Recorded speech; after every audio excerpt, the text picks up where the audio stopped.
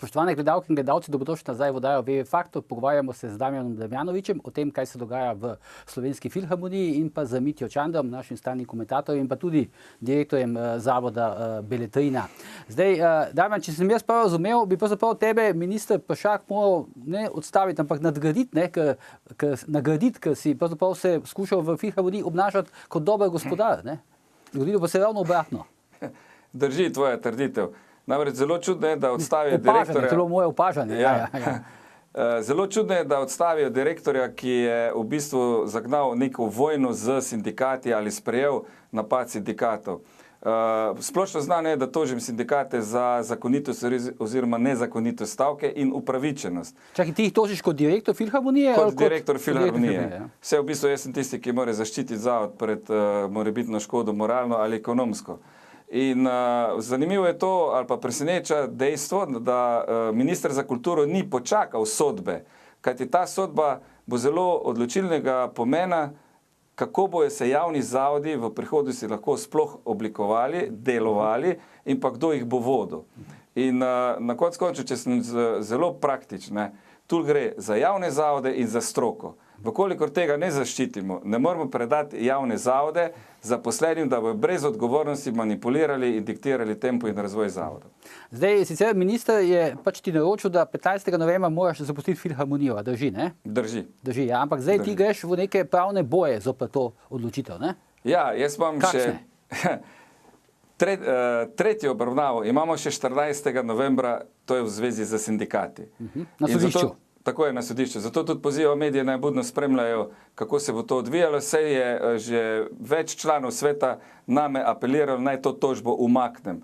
Jaz sem to že takrat razumel, kot da njim pripravi teren, da se ne bojo rabili ukvarjati z tem in sprejemati odločitve, ali tožbo umaknejo ali ne. Jaz osebno mislim, da to bi bil največji zločin, druge besede niti ne bom iskal, da se to umakne. Tu je treba enkrat razčistiti, kje je meja sindikatov, kje je delodajalcev in naš delodajalec seveda je Vlada Republike Slovenije preko Ministrstva za kulturo.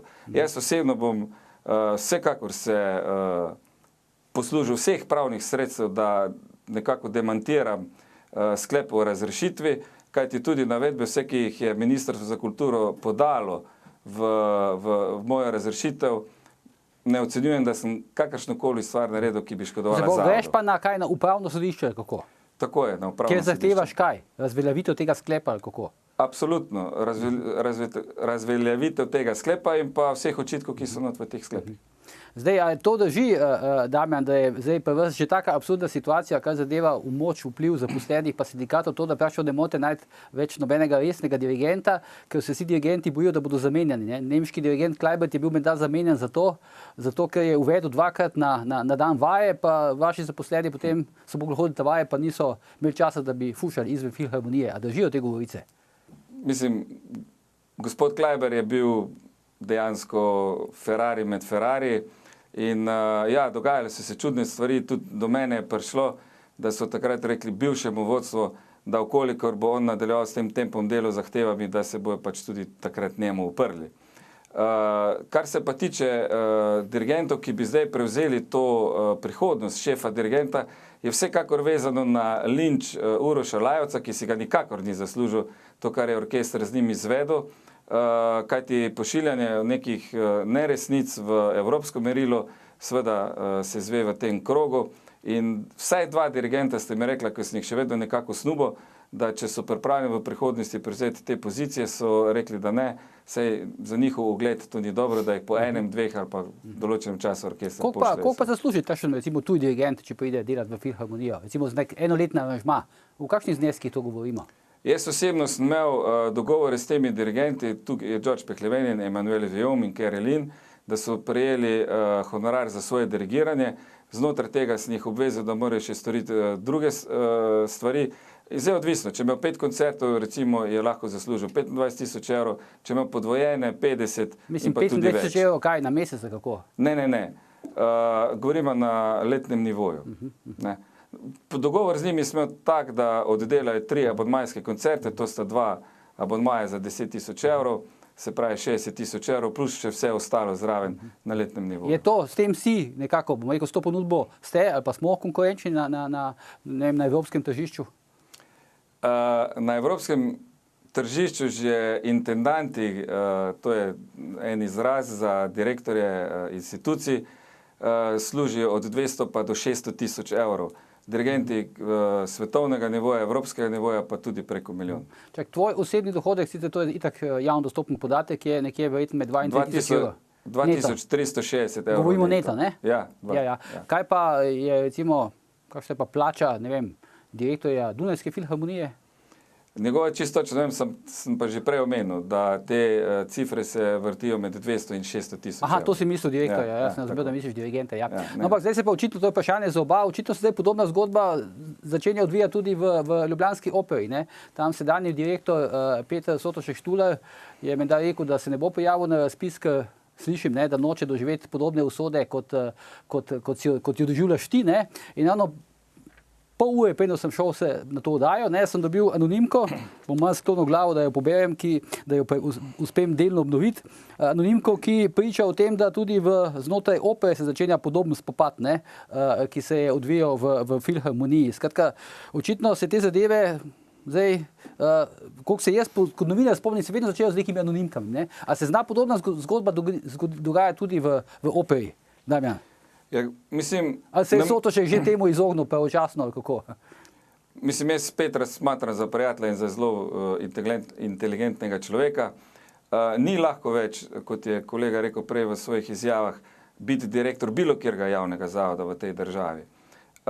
Seveda ne moramo pa mimo dejstva, da ves ta moj boj ali pa tudi Rotovnikov, Smrekarov in vseh teh pripravljalcih kulturne reforme, spremembe javnih zavodov in sistema, so šli v to smer, da bi zavodi bili izvzeti iz rok interesnih skupin in lobijev. Ni skrivnost, da sem jaz bivšo ministrico, gospod Julijano Mlakar, podprl iz enega razloga. Ravno zaradi tega, ker so jo učitali, da ni kulturnica, da ne pozna tega, ono levo, desno, gor, dol, sem jo podprl, kajti minister za kulturo mora biti predvsem menadžer in ločiti, kot je kolega omenil, nevladno kulturo in vladno kulturo, da se javni zavodi formirajo v tisto, za kar bojo koristni in da se poskrbi za tiste, ki so danes na robu preživetja. In mislim, da tile lobiji, interesi, naj si bo zdaj zelo plastično povedal, opernih pevcev, baletnikov, orkestrašev in vseh teh je v interesu njih, ne pa samega zavoda. No, zdaj ta anonimka recimo govori o dveh privilegirancih v operi, to sta Slavko Sevnišek in pa Tomaž Rode, ki naj bi želel ohraniti svoje privilegije kot predstavnika društva baletnih umetnikov in tako dalje. In sta menda pripravljena narediti vse, da se prepreči izbira in pripelje človek, ki bo primeren, da ga ne bi pač mogli voditi tako, kot se bo njim zazdelo. To je taka verjetno klasična zgodba. Ne? Ja, ampak če sem malo sarkastičen, ciničen. Kar bodi, ja. Zaposleni imajo to pravico, da lahko počnejo tisto, kar počnejo v svoj interes. Nekdo je tisti, ki... Tukaj je več samoupravljanja kot v podjetjih, oziroma tam ga itak več ni praktično. Ja. Ampak minister in sistem bi moral biti pa tako naravnan, da zaščiti javne zavode. Mitja, imaš tukaj še kaj za dodati? Moram reči, da nasplošno se dogaja nekaj tudi zaradi neke svojevrstne inercije politike kot take do področja kulture. Kultura je res nekako getoizirana, ima sicer svoj resor, Ministrstvo za kulturo, svoje uradnike in tak naprej, ampak sama politika pa na nek način nima preveč posluha za njo.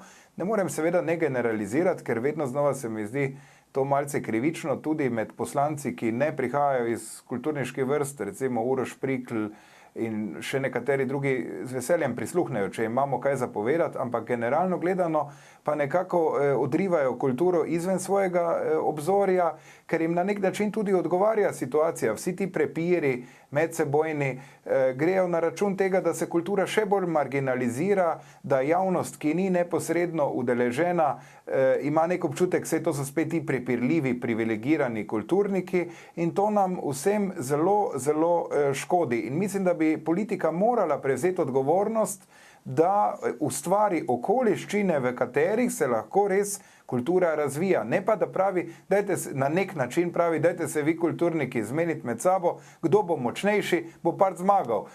Vemo, da je sindikat ali pa da zaposleni na nek način vedno zmagajo, mnogokrat pa tudi direktorjem odgovarja taka pozicija, da jih nihče, da rečem, ne pokliče na odgovornost in lahko mirno tudi dolga leta preživijo brez, da bi pravzaprav, če znajo skleniti pravilen pakt z sindikatom oziroma ga ohranjati, lahko mirno neka hiša pluje tudi 30 let brez da bi jo kdo karkoli, brez da bi se kdo vprašal o nekih dejanskih rezultatih. Mislim, da bi politika morala kulturo vzeti bolj resno. Zdaj, so pa tudi, mislim, nekateri direktorji zavodi imajo pa popolnoma drugačne probleme, kot jih je imel recimo Damjan, ne? Recimo finančne, to se na primer zdaj dogaja v Mariboru. Ja, absolutno, ampak recimo ravno mariborski problem, ko malo bolj konkretno pogledamo, recimo je spet delno, na primer, ne mislim, da je izključno, ampak delno povezan, na primer, s to delovno-pravno zakonodajo. Dogajati se je na primer začelo, da seveda baletniki, plesalci pri neki določeni starosti ne morejo več opravljati svojega poklica, tako kot športniki ne morejo dajati golov, nogometaši pri 40-ih bi bilo nenavadno na vrhunskem nivoju, seveda pa ti ljudje ostajajo v rednih delovnih razmerjih. Prav bi bilo, da tudi zanje poskrbimo, da jih seveda vključimo recimo v pedagoški proces ali pa kaj podobnega, ampak vendarle ne morejo ostati na grbi nekega javnega zavoda, ki potem pravzaprav ima večje finančno breme, ko mora zaposlovati honorarno nove plesalce, da lahko izpelje svoj program. In to seveda ni primer plesalcev je zgolj najbolj radikalen. Ti imaš tudi primere seveda v drugih umetniških poklicih, kjer ljudje po določenem času se bodi si iztrošijo, bodi si njihove sposobnosti tako ali drugače niso več enake torej takšne, kot bi bile potrebne za vrhunsko produkcijo, ampak ti ljudje so seveda še vedno strošek, ne govorimo o tem, da jih bilo treba brcniti na cesto, bilo bi jih treba nekako vključiti v druge. Kako pa to rešiti? Ja, po mojem spremeniti zakonodajo in take ljudi vključevati recimo v pedagoške zgodbe. Vseh ni možno, ne? Vseh ni možno, ampak vendarle moramo na koncu gledati na to, da kot davkoplačevalci pričakujemo vrhunsko ali pa vsaj kvalitetno kulturno ponudbo in da je to tisti osnovni interes in da se mogoče čisto vsi pa s kulturo v tej državi, vsi, ki želijo se ukvarjati s kulturo, da bodo vendarle mogoče morali do neke mere pristati tudi na določene prekvalifikacije ali pa znotraj istih hiš najti nek nov izziv. Jaz verjamem, da je teh izzivov veliko. Recimo konkretna stvar, pri kateri mislim, da je veliko potrebno narediti v prihodnosti, je razvoj občinstev. To, kar Evropa poudarja, mi moramo privabiti k kulturi nove in nove ljudi, predvsem mlade, pa tudi starejše, ki so danes čist drugačni, kot so bili 10-20 let nazaj, so zelo aktivni in verjamem, da marsikdo, ki ne more mogoče upravljati več umetniškega poklica na neki vrhunski ravni, da se lahko vključi bodi si v pedagoške, bodi si v popularizacijske procese in počne marsikaj, kar bo gotovo tudi zelo koristno za slovensko kulturo. Še eno temo, da obdelamo, predno mine ta oddaja, ti si prej omenil politiko, pa me zanima, a je še mogoče, mislim, je sploh možno, da se postane direktor takega zavoda, kot je recimo Filharmonija ali pa Opera, pa Mariborsko gledališče, brez tega, da pač imaš podporo politike? Ali je to zdaj že kaj bolj sproščeno, kot je bilo včasih? Mislim, da Filharmonija doživlja obdobje ljubljanske opere, ko se je zamenjalo ne vem koliko direktorov v nekaj letih 6-7 in tako naprej. Aha, to se bo zdaj po tvojem odhodu, pa se bo, misliš, dogajalo? Ja, jaz sem prepričan, da se bo to dogajalo, kajti moč in koncentracija posameznikov je preprosto postala premočna v samem zavodu in če nadaljujem, kar je kolega prej omenil. Če želimo kulturo spremeniti, jo moramo spremeniti na ta način, da bo zelo praktično vodljiva. Ve se, kdo vodi podjetja, ve se, kdo je naš lastnik in v principu je treba stvari zelo poenostaviti. Recimo ena od stvari, ki lahko stane direktorskega stolčka, je med drugim tudi to, če ne izpolnjuje obveznosti, ki so zapisani v ustanovitvenem aktu. Kolega je omenil recimo pridobivanje nove publike, ki sem jaz bil deležen za komercialnimi projekti, ki smo jih pred leti delali v Arboretumu, za Maksimo Mrvico in za vsemi Stingom celo. To ni naše poslanstvo, to nas ne zanima. Mi smo za te in te stvari in potem direktor enostavno več ne more delati, kajti zavestno lahko prekrši eno zadevo, ki je za eno ali ne zapisana v moje vprašanje je bilo okoli politike. A se lahko postane direktor velikega zavoda z področja kulture v Sloveniji, če ni politične podpore? Ja, ne more se Ja, To samo po sebi niti ni problem, zaradi tega, ker če politika upravlja določen javni zavod oziroma zanj odgovarja, je prav, da tudi odgovarja oziroma podpre kogarkoli pač nastaviti. Ja, včasih je še bolj nevarno, da se vse skupaj skrije za domnevnim samoupravljanjem in strokovnostjo. Mislim, da je prav, da nekdo, ki zasede odgovorno mesto, ima politično podporo, seveda pa morajo biti kriteriji za njegovo imenovanje, pa izrazito strokovni, ne pa zgolj članska izkaznica kakšne partije. Ne sprašujem zaradi tega, ker je pač, slučajno ali ne, Damjan je član opozicijske SDS, ne, a je to imelo kaj vpliva, ker nekaj berem v medijih, da naj bilo šlo tudi za politično žaganje odločitev, ne, ministra Peršaka. Kakšno je tvoje mnenje, Damjan? Moje mnenje je, da politika si tu upletla to, kako pač zdaj kadruje. Zdaj vidimo, kaj je naredila z imenovanjem pri Borsnakovem imenovanju, pa je direktorsko mesto za mariborskega direktorja bilo prej razpisano, pa še zdaj ni. Ne. Ta kupčkanja bojo vedno obstajala, pa tudi mene na vse zadnje niti ne moti. Bolj se strinjam, da bi morali dati prioritete izkušenim ljudem, tisti, ki poznajo stroko, ker na koncu koncev direktor Slovenske filharmonije lahko postane tudi nekdo, ki je družboslovec, ne?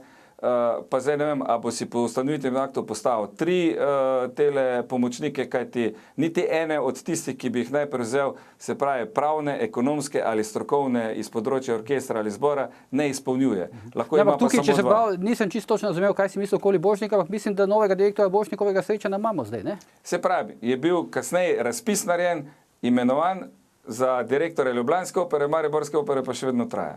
Aha, ja, to si sem hotel povedati. Se pa mogoče vsi te lahko strinjamo, ne, zdaj, ko govorimo o politiki, pa teh direktorjev, da je bil verjetno najuspešnejši direktor kateregakoli javnega zavoda, pa Mitja Bervar, ne, ki je bil direktor opere, tam je naredil dolg približno 2 milijona mark ali evrov, ne, zdaj se točno ne spomnim, in kasneje je postal predsednik državnega sveta, kar je še zdaj, to pomeni pa 3., 4., 5. politična funkcija v državi, ne. To pa je kariera, ne.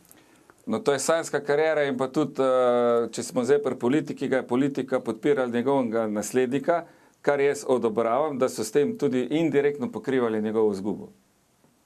Se pravi, kaj, čisto država mu je po politični liniji pokrivala izgubo, ali kako? Tako je, to je splošno znano in tudi Sotočko se je v določenem momentu ukinili, kar se meni ne zdi prav. Jaz še vedno smatram, da je Sotoček bil in je dober direktor.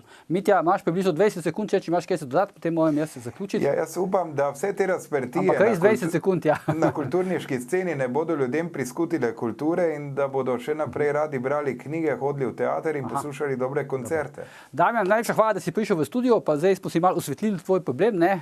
Želim ti obilo sreče na nadaljnjih sodnih postopkih, ki boš pač prvo se zaviteti nazaj na direktorsko mesto, če prav razumem. Jaz predvsem vsem direktorjem kolegom želim srečno na njihovi poti. Mitja, tudi tebi hvala za komentarje, vidimo se potem v eni od prihodnjih oddaj. Zdaj gremo pa na oglase.